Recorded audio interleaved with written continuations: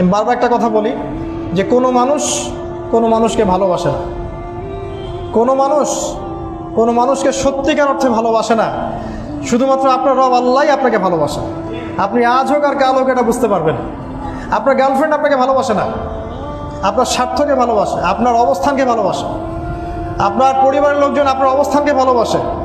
আপনি আজকে বড় একটা চাকরি পান, আপনার স্ট্যাটাস বেড়ে যাক, তারা আপনাকে তোলা তোলা করে বড় করবে।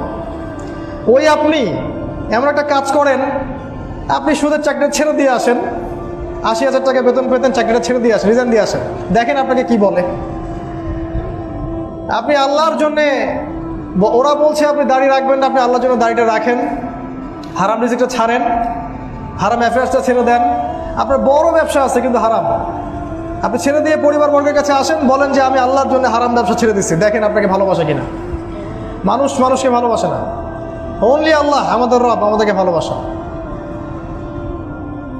তো আল্লাহর জন্য সব ছাড়ার মানসিকতাটা থাকতে হবে। আল্লাহই আমার সব, আল্লাহই আমার রব, আল্লাহর জন্যই আমার জীবন, আল্লাহর জন্যই আমার মৃত্যু। কেউ আমার সাথে নাই, কেউ আমার সাথে যাবেও না। তাই দুনিয়ার এই সংক্ষিপ্ত সময়টা এই মানুষগুলোকে খুশি করার জন্য ব্যয় করবেন না। আল্লাহকে খুশি করতে চান, আল্লাহর কাছে ফেয়ার থাকেন, আল্লাহ আপনাকে সম্মানিত করে দেবেন ইনশাআল্লাহ। আল্লাহ